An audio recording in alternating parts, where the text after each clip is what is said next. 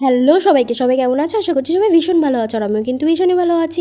তো দেখো, আজকে কিন্তু তোমাদের সাথে শেয়ার করব নিরামিষ একটা রেসিপি, নিরামিষ আলু আর সয়াবিন কষা।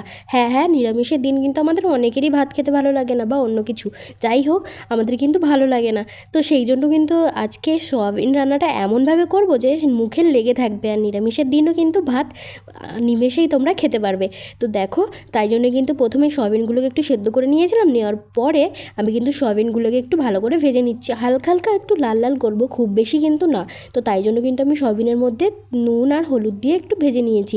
তারপরে কিন্তু সয়াবিনটা ভাজা হয়ে গেছে, তারপরে কিন্তু আমি সয়াবিনটাকে তুলে নিয়েছি। তুলে নেওয়ার পরে কড়াইতে একটু দিয়ে দিয়েছিলাম তেলটা দেওয়ার পরে দিয়ে দিয়েছিলাম আলুগুলো কিন্তু আমি এরকমভাবে কেটে নিয়েছিলাম, তোমরা যেমন খুশি কাটতে পারো, কোনো প্রবলেম নেই। তারপরে কিন্তু আমি দিয়ে দিয়েছিলাম নুন, আলুগুলোর মধ্যে যে নুনটা একটু ঢুকতে হবে, তাই জন্য কিন্তু নুন দিয়ে দিয়েছিলাম। আর তার নুনটা দেওয়ার পরে ভালো করে নাড়িয়ে চাড়িয়ে নিচ্ছিলাম, ভালো করে নাড়িয়ে চাড়িয়ে তো দিতে হবে, না হলে আলুর মধ্যে নুনটা ঢুকবে কী করে। আর তারপরেই কিন্তু আলুগুলোকে একটু ঢেকে দেবো, ওই 5 মিনিট মতো ঢেকে দেবো, তাহলেই কিন্তু সেদ্ধ হয়ে যাবে। কারণ আমি তো খুব বড় করে আলু কাটিনি, তো খুব বেশি বড় বড় করে কাটার দরকার নেই। আর খুব বেশি বড় করে কাটলে একটু কিন্তু টাইম লাগবে আলু সেদ্ধ হতে, আর আমার কিন্তু বেশি টাইম লাগেনি, ওই 5 মিনিট মতো ঢেকেছিলো। তো সেই জন্যই কিন্তু দেখো, আলুগুলো কিন্তু ভালোভাবে সেদ্ধ হয়ে গেছে। আর সেদ্ধ হয়ে যাওয়ার পরে আমি কিন্তু এর মধ্যে একটু হলুদ দিয়ে দিয়েছিলাম, তাহলে একটু কালার লাগবে। তো সেই জন্য কালার আসার জন্য আমি এখানে একটু হলুদ দিয়ে দিয়েছিলাম। আর সয়াবিন আর আলুটাকে কিন্তু ভেজে আমি এই এক জায়গায় তুলে রেখেছি। আর দেখো, তারপরে কিন্তু আমি কড়াইতে আর একটু তেল দিয়ে দিয়েছি। তেল দেওয়ার পরে এখানে কিন্তু আমি মশলাগুলো কেটে রেখেছিলাম। এখানে ছিল পাকা লঙ্কা, তারপরে ছিল আদা বাটা, তারপরে ছিল জিরে গোলমরিচ বাটা, তারপরে ছিল টমেটো কুচি। আর তেলের মধ্যে আমি দিয়ে দিয়েছি গোটা জিরে আর তেজপাতা, তার মধ্যেই কিন্তু আমি এখানে দিয়ে দেবো টমেটো কুচি। আর টমেটো কুচিটা দিয়ে একটু ভালো করে নাড়িয়ে চাড়িয়ে নিতে হবে, যাতে তেলের মধ্যে টমেটোটা একটু ভালো করে গলে যায়।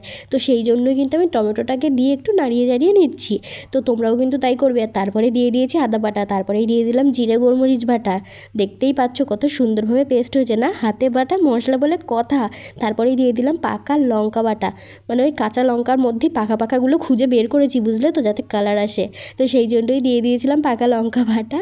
আর তারপরেই কিন্তু ভালো করে একটু নাড়িয়ে নিচ্ছি, কারণ মশলাগুলো দিয়েছি, মশলাগুলো তো একটু ভালো করে কষাতে হবে, না হলে কিন্তু কাঁচা কাঁচা গন্ধ ছাড়বে। তো সেই জন্যই আমি মশলাগুলোকে ভালো করে কষিয়ে নিচ্ছি। আর হ্যাঁ, তোমরা আজকাল কোথায় যাচ্ছ বলো তো? আরে হ্যাঁ, তোমাদেরকেই বলছি, যারা এখন ভিডিওটা দেখছো, তোমাদের কোনো পাত্তাই নেই, ভিডিওই দেখছো না, কোথায় যাচ্ছ একটু বলে যাও তো। তারপরে দেখো, আমি এর মধ্যেই কিন্তু দিয়ে দিলাম নুন আর দিয়ে দিলাম হলুদ। এই যে মশলাটা এতক্ষণ ধরে কষালাম, তার মধ্যেই দিয়ে দিলাম নুন আর অল্প একটু হলুদ। আর তারপরেও কিন্তু ভালো করে একটু নাড়িয়ে নিচ্ছি, যাতে একটু ভালো করে মিশে যায়। তো যেটা বলছিলাম, তো ভিডিও কেন দেখছো না বলো তো? রেসিপিগুলো কি তোমাদের ভালো লাগছে না? তো ভালো না লাগলেও তোমাকে কমেন্টে জানাতে পারো, তাহলে আমি নতুন নতুন আরও রেসিপি তোমাদের সাথে ট্রাই করতে পারি।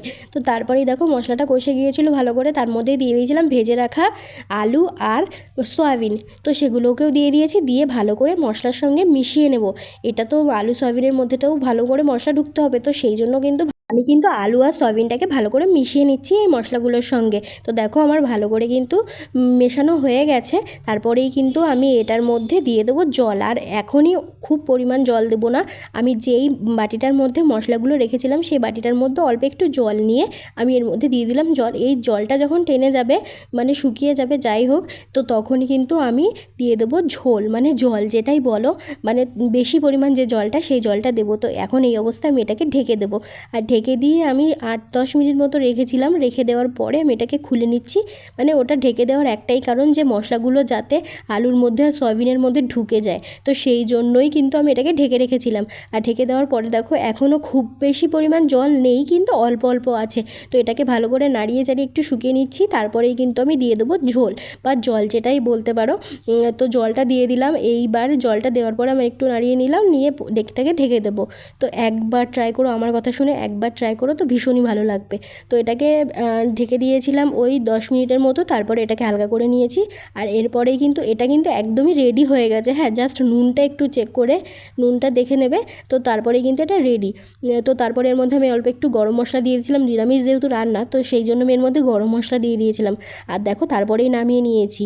তো খুব বেশি ঘনও করিনি, খুব বেশি পাতলাও করিনি। আজকের রেসিপিটা তোমাদের কেমন লাগলো আমাকে কিন্তু অবশ্যই জানাবে, অবশ্যই জানাবে। তো একবার অন্তত ট্রাই করে দেখো, তোমাদের হয়তো ভীষণই ভালো লাগবে। আর সবই কিন্তু বাটা মশলায়, কোনো গুঁড়ো মশলা আমি ইউজ করি না, তোমাদের আগেই বলেছি, সবই বাটা মশলা। তো আজকের রেসিপিটা কেমন লাগলো অবশ্যই জানিও। চ্যানেলটাকে তাড়াতাড়ি করে সাবস্ক্রাইব করো।